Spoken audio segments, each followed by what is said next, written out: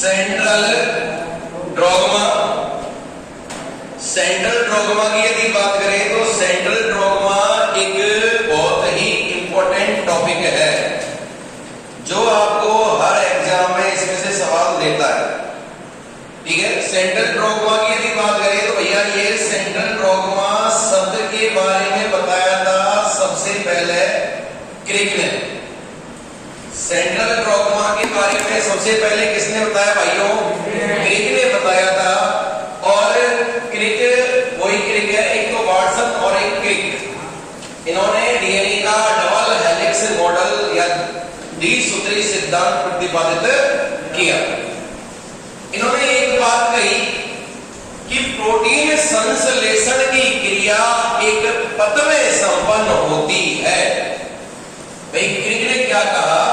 क्रिक ने कहा प्रोटीन संश्लेषण की क्रिया, प्रोटीन संश्लेषण की क्रिया एक पथ में संपन्न होती है। क्रिया एक पथ में संपन्न होती है, पथ में संपन्न होती है। इसे ही क्रिक ने क्या कहा? सेंट्रल ड्रॉगमा। इस पथ को क्रिक ने क्या कहा? सेंट्रल ड्रॉगमा कहा। सेंट्रल ड्रॉगमा क्रिक ने शब्द दिया और इन्होंने कहा प्रोटीन संश्लेषण की क्रिया एक पथ में संपन्न होती है, जिसे क्या कहा जाता है? सेंट्रल ड्रॉगमा, या इसे बोलते हैं प्रोटीन संश्लेषण का केंद्रीय सिद्धांत। केंद्रीय सिद्धांत। आगे देखो कैसे होता है प्रोटीन संश्लेषण। तो ऐसे जीव जिनमें आनुवांशिक पदार्थ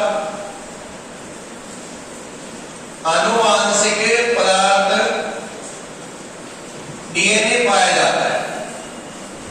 ऐसे जीव जिनमें आनुवांशिक पदार्थ क्या पाया जाता है भाइयों? डीएनए पाया जाता है। तो ये क्या होगा कि सब डीएनए, क्योंकि आपको अच्छी तरह पता है डीएनए अधिकांश जीवों में आनुवांशिक पदार्थ की तरह कार्य करता है। डीएनए से पहले किसका निर्माण होता है? एमआरएनए। डीएनए से पहले एमआरएनए का निर्माण होता है और एमआरएनए से प्रोटीन का संश्लेषण होता है। प्रोटीन का संश्लेषण होता है। तो इस पथ को, इस कंप्लीट पथ को सेंट्रल ड्रॉगमा कहा क्रिक ने। कैसा? डीएनए से एमआरएनए के निर्माण की क्रिया को ट्रांसक्रिप्शन। अब आपसे एग्जाम में सवाल पूछा जाता है ट्रांसक्रिप्शन या अनुलेखन की क्रिया में डीएनए से किसका निर्माण होता है? तो भैया डीएनए से किसका निर्माण होता है? एमआरएनए।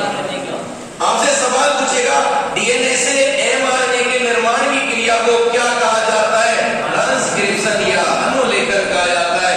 जब बच्चे के सामने ऐसे सवाल दिखते हैं तो बच्चा एक ही बात कहता है कि गुरुजी पता नहीं विज्ञान कहां से आता है। क्योंकि बच्चा इन चीजों को पढ़ता ही नहीं है। ये जनरल साइंस में पूछने लग गया, हालांकि वैसा सब्जेक्ट का मैटर, लेकिन पूछने किस में लग गए? जनरल साइंस में भैया लेवल के सवाल आने लग गए थोड़े से, इसलिए आपको ये बात ध्यान रखनी है। तो भैया हमने कहा डीएनए से एमआरएनए के निर्माण की क्रिया को ट्रांसक्रिप्शन या अनुलेखन कहते हैं। हालांकि मैंने जब आपको एमआरएनए पढ़ाया है तब मैंने आपको कंप्लीट बताया था एमआरएनए का निर्माण ट्रांसक्रिप्शन की क्रिया से होता है। आप देख सकते हो। आप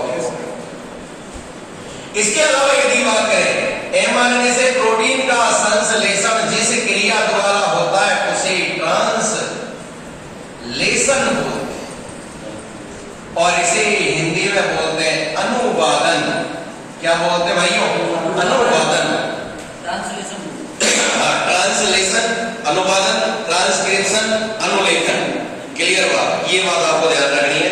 ये इस तरीके से प्रोटीन संश्लेषण उन्हीं जीवों में होगा जिनमें अनुवांशिक पदार्थ के रूप में क्या पाया जाता है? डीएनए।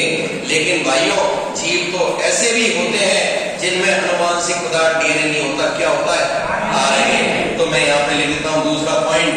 ऐसे जीव जिनमें आनुवांशिक पदार्थ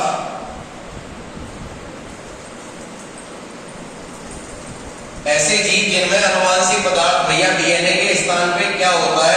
आरएनए। उदाहरण मैंने आपको बता रखे हैं, दो प्रकार के डीएनए होते हैं, अनुवांशिक, अनानुवांशिक। आरएनए चैप्टर खोल के आप देख सकते हो। जो मेरा पहला वीडियो अपन ने डाला था, तो पहला डीएनए का, दूसरा वीडियो अपन ने आरएनए का डाला, उसमें क्लियर आपको बता रखा है दो प्रकार के आरएनए हैं, अनुवांशिक, अनानुवांशिक, जेनेटिक, नॉन जेनेटिक। जेनेटिक में 2 टाइप है, एक तो एसएस, एक दूसरा डीएस।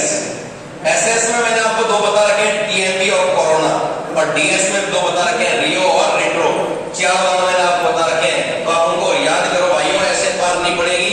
ऐसे जीव जिनमें अनुवांशिक पदार्थ क्या मिलता है? आरएनए मिलता है। तो भाइयों ऐसे जीवों में पहले आरएनए से किसका निर्माण होता है? डीएनए का।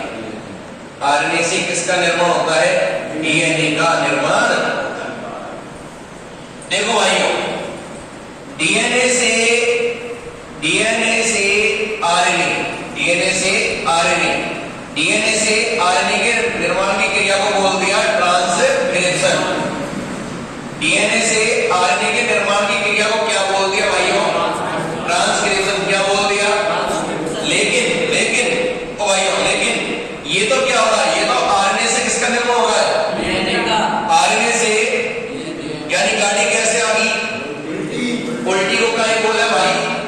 रिवर्स। उल्टी को क्या बोलते हैं? रिवर्स। इसीलिए इसे रिवर्स ट्रांसक्रिप्शन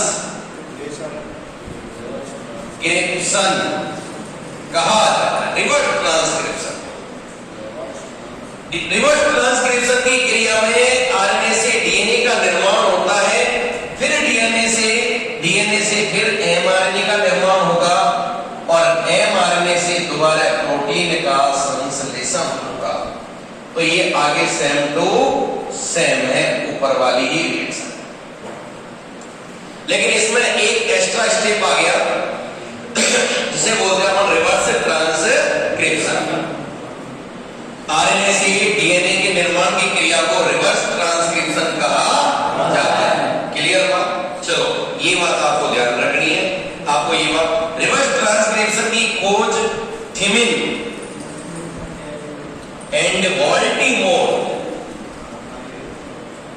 रिवर्स ट्रांसक्रिप्शन की खोज थिमिन और बाल्टीमोर 2 वैज्ञानिक थे, इन्होंने की। रिवर्स ट्रांसक्रिप्शन की खोज थिमिन और बाल्टीमोर 2 वैज्ञानिक थे, इन्होंने की है।